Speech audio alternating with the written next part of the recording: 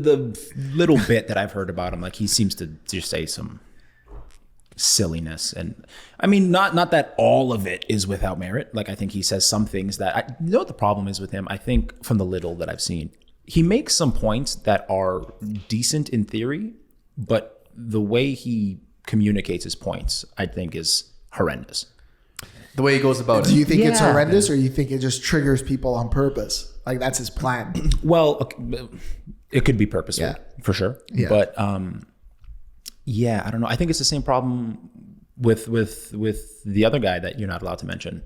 Who? Trump? Orange Man. Yeah.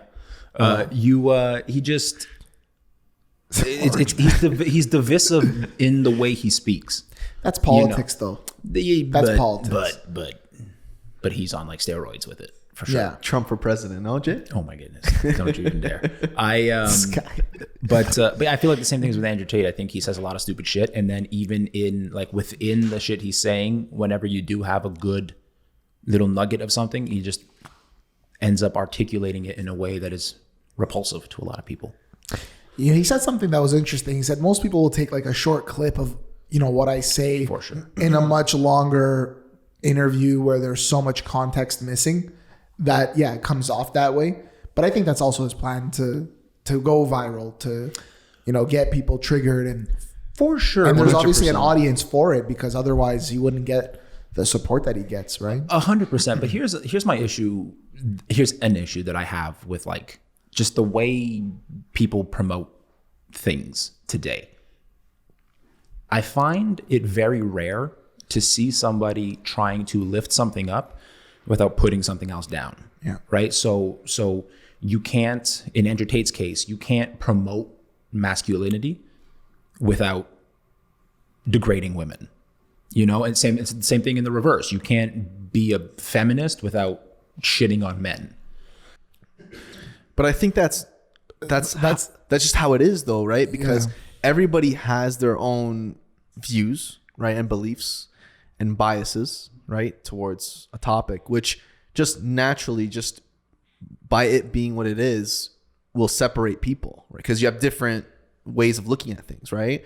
I don't necessarily think that's a bad thing, right? But I feel like a lot of people do think that is a bad thing if they don't agree with it, right? But if they do agree with something else, then they're okay for it. You know what I mean? That's the thing I don't like, the hypocrisy of it, where if it's not something that kind of jives with them, they kind of see it as, oh, they're tearing this other thing down. You know what I mean? 100%. I think hypocrisy is a big one for me right now. I think it's so widespread. Yeah. And it's so like people seem oblivious to it. Even the people engaging in it. Like there's dots that aren't connecting, right? It's like we're divided as a North America is divided right now more than it's ever been. There's so much polarization of things that it's either this side or this. You have to choose a side. Even people who don't want to choose a side have to choose a side now.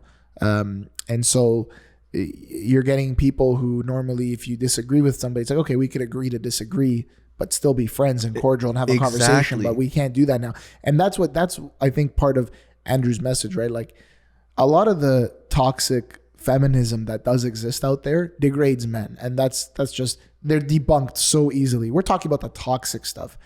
The good stuff for feminism, equality, they should be treated fairly. If they're working the same job as a man, they should get paid the same. Of course, 100%. Who wouldn't be for that?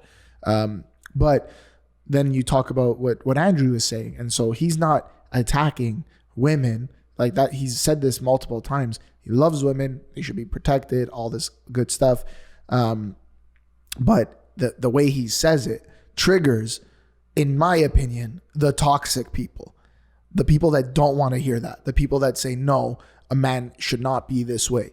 But it's like, well, he makes good points. If somebody breaks into the house in the middle of the night, I'm the man. You're going to expect me to go and defend our household. That's a valid point. What else does he say? If who built the roads? How many? What's the ratio between men and women that go to prison? It's mostly men that are in jails. Who built the roads? Who built your house? Who built these kinds of things? Who goes to war? He's like, where are all the hardcore feminists? Are they going to Ukraine right now? Are they going to Russia? So he makes some valid points that we can sit back and say, yeah, that's not what, feminism should be about, or whatever it's called on the male side of things. But we should acknowledge that, hey, both parties are created equal. Both parties have roles and duties in society, and we should welcome those roles. Like I think the ability of a woman to produce, to procreate, is such a beautiful thing. It's a miracle. We can't do that.